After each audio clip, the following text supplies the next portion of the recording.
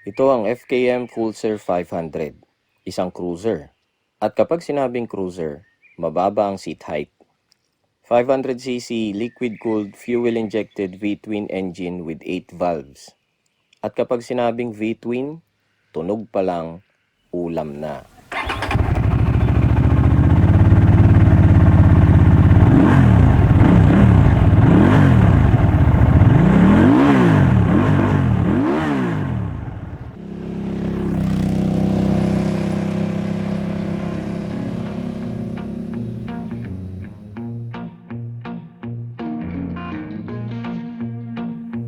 Porch light flicker on the siding, moths dancing like they know the tune.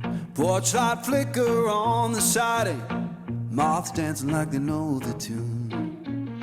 V-twin engines are known for delivering excellent torque, especially in the low to mid RPM range. And the Pulsar 500 engine is not an exception. Its grunt provides immediate acceleration from a stop. Kaya naman hindi nakapagtataka na may mga brands na gumagawa ng mga adventure bikes na naka V-twin engine. Masarap din kasing pakinabangan yung off-road chugging capability ng V-twin. Boards keep the time, wheelchair home beneath me. Brain boards keep the time. Hindi rin siya katulad ng ibang cruisers o bobbers na halos sasayad na yung ilalim. Kaya naman panatag ka sa mga matataas na humps at sa mga lubak. Malakas ang buhat at akyat power. At kahit na nasa 6th gear ka at 100 kph ang speed mo sa expressway, hindi mo na kailangan magbaba ng gear. Isang diin mo lang, mamamalayan mo na lang na nakapag-overtake ka na. Cruising at 120 kph only requires around 5,000 rpm kapag nasa 6th gear ka. Yun ang masarap kapag V-twin engine ang nakasalpak sa isang cruiser. Relaxed ang riding position, relaxed din ang makina. Reduced fatigue sa katawan, reduced fatigue sa palad at pulsuhan. Idagdag mo pa na kumpara sa ibang V-twin engines, minimal lang ang vibration nito even at high RPM. Di hamak na mas ma-vibrate yung Victorino na kapwa niya V-twin pero 250cc lang.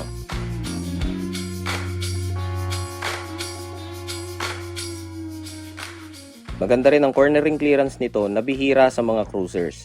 Kaya hindi siya basta-basta sasayad kahit mapasarap ang banking mo. Let the shadows play.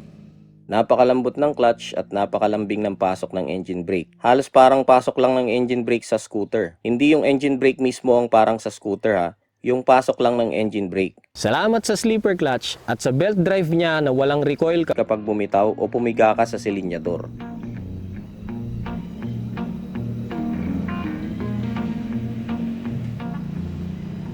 At sa long ride, it's surprisingly fuel efficient. Pinakamatipid siya kapag nagstay ka sa 95 to 105 kph. Nakapagtala ako ng 33 kilometers per liter, 70% expressway from NLEX to TPLEX at 30% looban. And here's what's more surprising. Matipid din siya as dito-dito bike.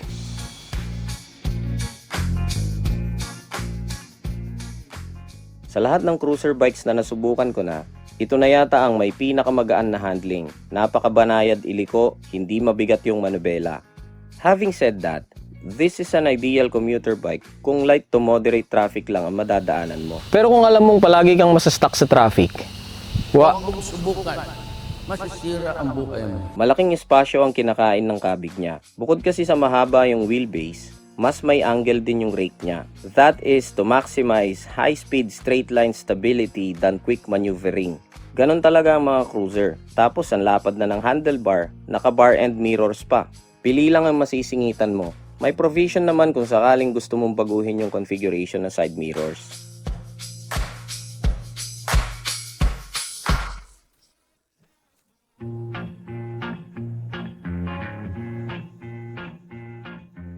At yung singaw ng makina, napakainit, lalo na kapag umandar na yung fan. The good news is, wala kang mararamdamang init kapag nasa 30 kph ka pataas. Pero sa very low speed, ramdam mo yung init, lalo na kapag nakahinto. Malalaga talaga yung kambal na itlog mo. Ang lapit sa makina eh.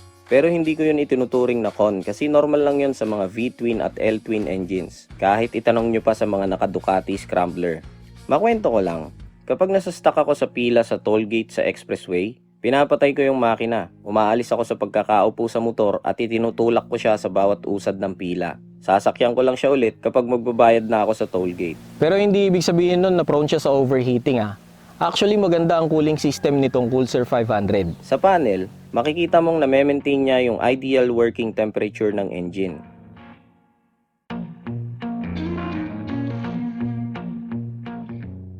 Isa to sa mga motor na mahirap hanapan ng pintas.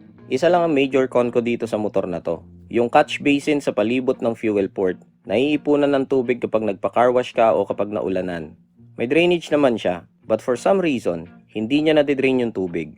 Wala namang tubig na pumapasok sa fuel tank kasi selyado siya ng rubber gasket. Pero kapag binuksan mo na yung fuel port, make sure na hindi mo aalugin yung motor para hindi pumatak yung tubig papasok sa tangke.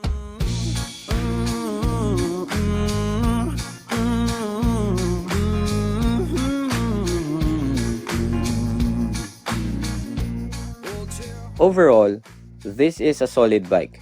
ABS, TCS, modern retro. 238,000 pesos lang.